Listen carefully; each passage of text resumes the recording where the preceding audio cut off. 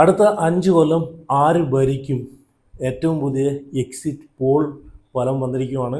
ഇത് ജെന്യുവനായിട്ടുള്ളൊരു ഫലമാണ്, റിസൾട്ടാണ്. 100% നിങ്ങൾക്ക് വിശ്വസിക്കാം. റിസൾട്ട് വരുമ്പോഴത്തേക്ക് നിങ്ങൾ ഈ ഫലം കണ്ട്, ഞാൻ ഈ പറഞ്ഞിട്ടുള്ള ഈ ഫലം കണ്ട് നിങ്ങൾ ഞെട്ടും.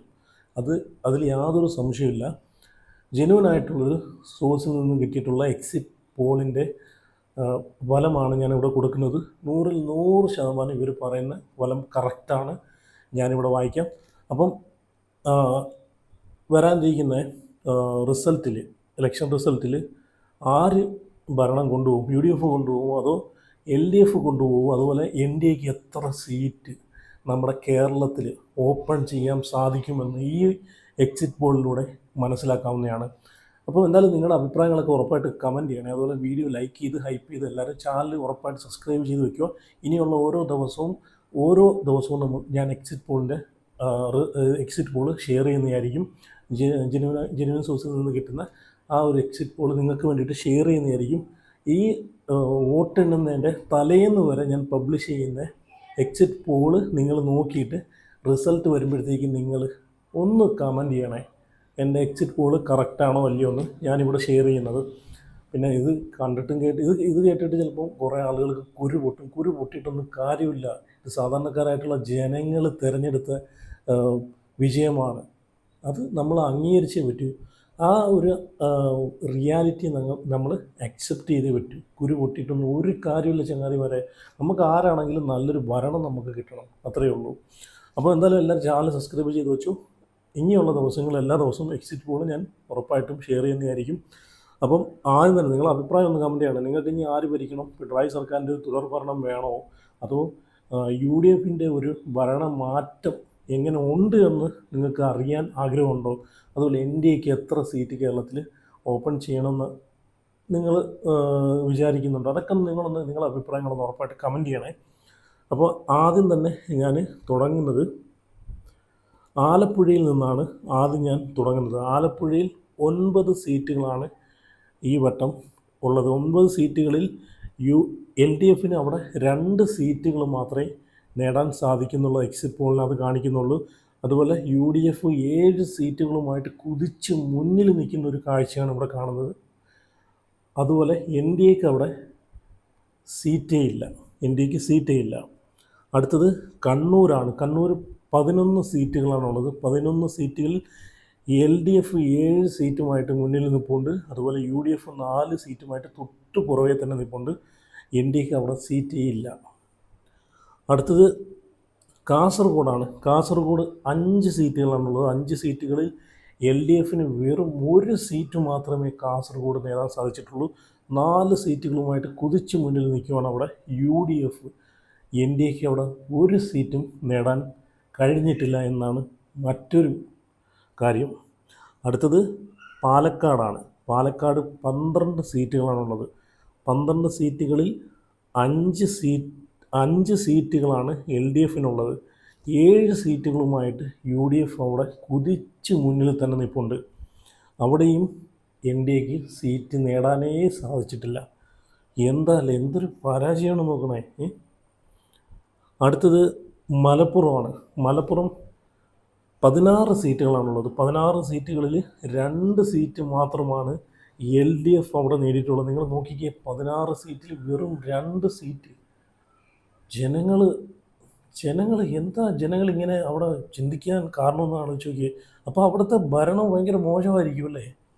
മലപ്പുറത്ത് ഭയങ്കര ഭരണം. 16 സീറ്റുള്ളതിൽ വെറും 2 സീറ്റ് മാത്രമേ LDF ഈ 10 കൊല്ലം ഭരിച്ചിട്ട് 2 സീറ്റ് മാത്രമേ LDF അവിടെ നേടാൻ സാധിച്ചുള്ളൂ എന്ന് പറയുമ്പോഴത്തേക്ക് എന്തൊരു ലോക ദുരന്ത ഭരണമായിരിക്കും ഈ മലപ്പുറത്ത് കാഴ്ചവെച്ചിട്ടുള്ളത്. അവിടുത്തെ MLAമാരും MP മാരൊക്കെ എന്താണല്ലേ. ഓക്കെ, 14 സീറ്റാണ് അവിടെ UDF കരസ്ഥമാക്കിയിട്ടുള്ളത്. അപ്പം മലപ്പുറത്ത് ഒരു ഭരണമാറ്റം വേണമെന്ന് മലപ്പുറത്തുകാർ നല്ലപോലെ ആഗ്രഹിക്കുന്നതിൻ്റെ ഒരു ഇതാണ് ഇവിടെ കാണുന്നത്. 14 സീറ്റുകളാണ് അവിടെ UDFന് നേടാൻ സാധിച്ചത്. UDFൻ്റെ ഒരു കുതിച്ചുകയറ്റം തന്നെയാണ് മലപ്പുറത്ത് കാണാൻ സാധിക്കുന്നത് ഈ എക്സിറ്റ് പോളിനകത്ത്. അടുത്തത് കോഴിക്കോടാണ്. കോഴിക്കോട് 13 സീറ്റുകളാണുള്ളത്. 13 സീറ്റുകളിൽ കോഴിക്കോട് 13 സീറ്റുകളിൽ 8 സീറ്റുകൾ എൽ ഡി എഫ് അവിടെ നേടിയിട്ടുണ്ട്. 5 സീറ്റുകളുമായിട്ട് യു ഡി എഫ് തൊട്ട് പുറകെ തന്നെ ഉണ്ട്. അവിടെയും എൻ ഡി എക്ക് ഒരു സീറ്റ് പോലും നേടാൻ സാധിച്ചിട്ടില്ല. അടുത്തത് കോട്ടയമാണ്. കോട്ടയത്ത് 9 സീറ്റുകളാണുള്ളത്. 9 സീറ്റുകളിൽ അവിടെയും 2 സീറ്റുകളാണ് എൽ ഡി എഫ് നേടിയിട്ടുള്ളത്. എന്താ അല്ലേ, 7 സീറ്റുകളുമായിട്ട് കുതിച്ചു മുന്നിൽ യു ഡി എഫ് അവിടെ നിൽപ്പുണ്ട്. എൻ ഡി എക്ക് അവിടെയും സീറ്റ് നേടാൻ ഒരു സീറ്റ് പോലും തുറക്കാൻ സാധിച്ചിട്ടില്ല. അടുത്തത് കൊല്ലമാണ്. കൊല്ലത്തോട്ട് വരുമ്പോൾ 11 സീറ്റുകളാണുള്ളത്. 11 സീറ്റുകളിൽ 3 സീറ്റുകൾ മാത്രമേ എൽ ഡി എഫിന് അവിടെ നേടാൻ സാധിച്ചിട്ടുള്ളൂ. 8 സീറ്റുകളുമായിട്ട് യു ഡി എഫ് അവിടെ മുന്നിലാണ്. എൻ ഡി എക്ക് അവിടെയും സീറ്റ് നേടാൻ സാധിച്ചിട്ടില്ല. അപ്പോൾ കൊല്ലം എടുക്കുമ്പോഴും എൽ ഡി എഫിനൊരു വൻ ഇടിവ് തന്നെയാണ്. മുകേഷ് കഴിഞ്ഞ വട്ടം മുകേഷിന് കുഴപ്പമില്ല, അത്ര ഭൂരിപക്ഷമല്ലെങ്കിലും അത്യാവശ്യം ഭൂരിപക്ഷത്തോടുകൂടി മുകേഷ് ജയിച്ചൊരു സ്ഥലം കൂടെയാണ് അല്ലേ. ആ സ്ഥലമൊക്കെ എനിക്ക് തോന്നുന്നു ഈ വട്ടം പോയി എന്ന് വേണമെങ്കിൽ പറയാം. അപ്പോൾ കൊല്ലത്ത് 11 സീറ്റുകളുള്ളതിനകത്ത് 3 സീറ്റ് മാത്രമേ എൽ ഡി എഫ് നേടിയിട്ടുള്ളൂ. 8 സീറ്റുമായിട്ട് യു ഡി എഫ് മുന്നിലാണ്. അടുത്തത് വയനാടാണ്. വയനാട് 3 സീറ്റുകളാണ്. ആ 3 സീറ്റും യു ഡി എഫ് തൂത്തുവാരി എന്ന് വേണമെങ്കിൽ പറയാം. എൽ ഡി എഫിനോ അതുപോലെ എൻ ഡി എക്കോ അവിടെ സീറ്റുകൾ നേടിയിട്ടില്ല എന്നാണ് ഈ എക്സിറ്റ് പോളിനകത്ത് പറയുന്നത്. അടുത്തത് തൃശ്ശൂരാണ്. തൃശ്ശൂർ 13 സീറ്റുകൾ. 13 സീറ്റുകളിൽ 4 സീറ്റ് എൽ ഡി എഫിനും 9 സീറ്റ് യു ഡി എഫിനുമാണ്. എൻ ഡി എക്ക് അവിടെ സീറ്റ് നേടാൻ സാധിച്ചിട്ടില്ല. ഞാൻ വിചാരിച്ചത് തൃശ്ശൂർ ഒരു seat N D A B J P കൊണ്ടുപോകും എന്നാണ് ഞാൻ വിചാരിച്ചത്. പക്ഷേ സുരേഷ് ഗോപിയുടെ വാഗ്ദാനങ്ങൾ, എനിക്ക് തോന്നുന്നു സുരേഷ് ഗോപി ഓക്കെ, സുരേഷ് ഗോപി ആ തൃശ്ശൂർക്കാർക്ക് വേണ്ടിയിട്ട് ഒരുപാട് വാഗ്ദാനങ്ങളും കാര്യങ്ങളൊക്കെ കൊടുത്തിട്ടുണ്ട്. പക്ഷേ അത് ഇതുവരെ അവർക്ക് കിട്ടിയിട്ടില്ലെന്ന് തോന്നുന്നു. അതുകൊണ്ടാണ് ഒരു സീറ്റ് പോലും അവിടെ നേടാൻ സാധിച്ചിട്ടില്ല. തൃശ്ശൂർക്കാരുണ്ടെങ്കിൽ ഒന്ന് കമൻറ്റ് ചെയ്യണേ. സുരേഷ് ഗോപി അവിടെ ജയിച്ച് കയറിയതിൽ പിന്നെ നിങ്ങൾക്ക് വല്ല ഗുണവും ഉണ്ടായിട്ടുണ്ടോ എന്ന് കമൻറ്റ് ചെയ്യണം. കാരണം ഇവിടുത്തെ എക്സിറ്റ് പോൾ കണ്ടിട്ട് അവിടെ ഒരു ഗുണവും ഒരു മണവും ഉണ്ടായിട്ടുള്ളതാണ് എനിക്കിത് മനസ്സിലാക്കാൻ സാധിക്കുന്നത്. 13 സീറ്റുണ്ട്, നോക്കണം. 13 സീറ്റിൽ ഒരു സീറ്റ് പോലും നേടാൻ സാധിച്ചിട്ടില്ല എൻ ഡി എ. 13 സീറ്റിൽ 4 സീറ്റ് എൽ ഡി എഫ് നേടിയിട്ടുണ്ട്. ബാക്കി 9 സീറ്റും യു ഡി എഫ് ആണ് അവിടെ നേടിയിട്ടുള്ളത്. അടുത്തത് തിരുവനന്തപുരമാണ്. തിരുവനന്തപുരത്തോട്ട് വരുമ്പോഴത്തേക്ക് 14 സീറ്റുകളാണുള്ളത്. 14 സീറ്റുകളിൽ 5 സീറ്റ് എൽ ഡി എഫിനും 9 സീറ്റ് യു ഡി എഫിനും. എൻ ഡി എക്ക് അവിടെ സീറ്റേ ഇല്ല. അപ്പോൾ തിരുവനന്തപുരവും യു ഡി എഫിൻ്റെ ഒരു കുതിച്ചു കയറ്റം തന്നെ കാണാൻ സാധിക്കുന്നുണ്ട്. 9 സീറ്റുകളാണ് തിരുവനന്തപുരത്ത് യു ഡി എഫിന്. അടുത്തത് പത്തനംതിട്ടയിൽ 5 സീറ്റുകളാണ്.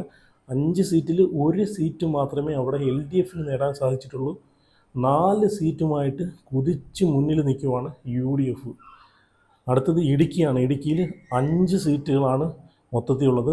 അവിടെയും അതുപോലെ തന്നെയാണ്, പത്തനംതിട്ടയുടെ അതേ അവസ്ഥ തന്നെയാണ് ഇടുക്കിയിലും സംഭവിച്ചിരിക്കുന്ന. 5 സീറ്റ് 5 സീറ്റ് വീതമാണ് പത്തനംതിട്ടയിലും ഇടുക്കിയിലും ഉള്ളത്. അവിടെ ഇടുക്കിയിൽ 5 സീറ്റിൽ ഒരു സീറ്റ് മാത്രമേ എൽ ഡി എഫിന് അവിടെ നേടാൻ സാധിച്ചിട്ടുള്ളൂ. 4 സീറ്റുമായിട്ട് യു ഡി എഫ് കുതിച്ച് മുന്നിലാണ്. എൻ ഡി എക്ക് അവിടെയും സീറ്റ് നേടാൻ സാധിച്ചിട്ടില്ല. എന്താ അല്ലേ, ഒരു സീറ്റ് പോലും ഇതുവരെ എൻ ഡി എ എവിടെയും നേടിയിട്ടില്ല. ആലോചിച്ച് നോക്കി, ഈ ഇലക്ഷന് ഇത്രയും സെലിബ്രിറ്റികളെ പൈസ കൊടുത്തതാണ്. പൈസ കൊടുക്കാതെ ഇവരാരും ഇങ്ങനെ കടന്ന് ഇത്രയും പ്രകടനങ്ങൾ വെക്കത്തില്ലല്ലോ. കാരണം ഓരോ ടീംസുകൾ എന്തോ ഒരു ആത്മാർത്ഥതയോടെയാണ് രാഷ്ട്രീയത്തെ പറ്റിയിട്ട് ഒരു ABCD പോലും അറിയാത്ത ടീംസുകൾ വരെ എൻ ഡി എക്ക് വോട്ടിന് വേണ്ടിയിട്ട്, കുറ്റം പറയുമല്ല, പക്ഷേ ഒന്ന് ആലോചിച്ച് നോക്കി, രാഷ്ട്രീയപരമായിട്ട് ഒരു ബന്ധവും കുന്തവും അന്തവും ഇല്ലാത്ത കുറേ ടീമുകൾ ഇറങ്ങി അവിടെ ഇവിടെയും കാണിച്ചു കൂട്ടുന്ന കോപ്രായങ്ങൾ നമ്മൾ കണ്ടാണല്ലോ. അപ്പോൾ എന്തായാലും എൻ ഡി എയുടെ കുറച്ച് BJPയുടെ കുറച്ച് പൈസ പോയെന്ന് വേണമെങ്കിൽ പറയാം കേട്ടോ. അപ്പം ഇടുക്കിയിലും BJPക്ക് സീറ്റ് തുറക്കാൻ, ഒരു സീറ്റ് പോലും തുറക്കാൻ സാധിച്ചിട്ടില്ല എന്നാണ് എക്സിറ്റ് പോളിനകത്ത് പറയുന്നത്. അവസാനമായിട്ട് എറണാകുളമാണ്. എറണാകുളത്ത് 14 സീറ്റുകളാണുള്ളത്. 14 സീറ്റിൽ 3 സീറ്റ് എൽ ഡി എഫ് നേടിയിട്ടുണ്ട്. 11 സീറ്റ് യു ഡി എഫ് നേടി. അവിടെയും യു ഡി എഫിൻ്റെ ഒരു കുതിച്ചു കയറ്റം തന്നെയാണ് ഇവിടെ കാണാൻ സാധിക്കുന്നത്. അവിടെയും എൻ ഡി എക്ക് സീറ്റില്ല. എന്തല്ലേ.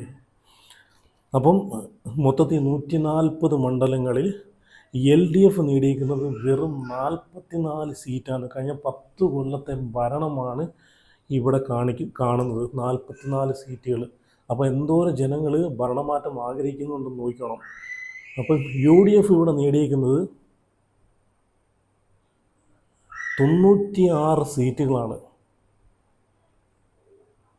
96 സീറ്റുകൾ, എന്താല്ലേ 96 സീറ്റുകളാണ് UDF നേടിയേക്കുന്നത്. ഈ എക്സിറ്റ് പോളിനകത്ത് പറയുന്നത്.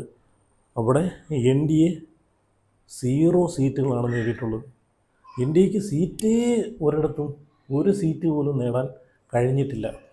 അപ്പം 44 സീറ്റുകളുമായിട്ട് LDFും UDF 96 സീറ്റുകളുമായിട്ട് UDF മുൻപിൽ നിൽക്കുന്നു. അപ്പം അടുത്തൊരു തുടർഭരണം UDF ആണ് ഈ എക്സിറ്റ് പോളിനകത്ത് തുടർഭരണം നേടുമെന്ന് കാണിക്കുന്നത് വൻപിച്ച ഭൂരിപക്ഷത്തോടു കൂടി. അല്ലെങ്കിലും ഇൻ്റലിജൻസ് റിപ്പോർട്ടിൽ 27 സീറ്റുകളുടെ അട്ടിമറി UDF ൻ്റെ ഭാഗത്തുനിന്നുണ്ടായിട്ടുണ്ടെന്ന് ഇൻ്റലിജൻസ് റിപ്പോർട്ട് പറയുന്നുണ്ടായിരുന്നു. അതുപോലെ വൻപിച്ച ഒരു ഭൂരിപക്ഷത്തിൻ്റെ ഒരു വിജയസാധ്യത UDFിനാണെന്നൊക്കെയാണ് ഇൻ്റലിജൻസ് റിപ്പോർട്ടൊക്കെ പറയുന്നത്. അപ്പം എന്തായാലും ഇതാണ് ഇന്നത്തെ ഏറ്റവും പുതിയ എക്സിറ്റ് പോളിൻ്റെ റിസൾട്ട്. അപ്പോൾ എന്തായാലും നിങ്ങളുടെ അഭിപ്രായങ്ങളൊക്കെ ഒന്ന് ഉറപ്പായിട്ടൊന്ന് കമൻറ്റ് ചെയ്യണേ.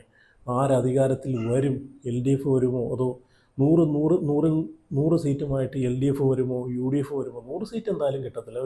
ഈ പറഞ്ഞ 96 സീറ്റ്, അത് 96, 98 ആ ഒരു റേഞ്ചിലേ പോകും. ഈ 100 സീറ്റ് കിട്ടുമെന്ന് നിങ്ങൾക്ക് തോന്നുന്നുണ്ടെങ്കിൽ, LDFനും കിട്ടുമോ UDFനും കിട്ടുമോ നിങ്ങൾക്ക് തോന്നുന്നുണ്ടെങ്കിൽ നിങ്ങളൊന്ന് കമൻറ്റ് ചെയ്യണേ അഭിപ്രായം. അതുപോലെ എല്ലാവരും വീഡിയോ ലൈക്ക് ചെയ്ത് ചാനൽ എല്ലാവരും ഒന്ന് സബ്സ്ക്രൈബ് ചെയ്ത് വയ്ക്കണം. അപ്പോൾ അടുത്ത വീഡിയോ ആയിട്ട് പിന്നെ വരാം.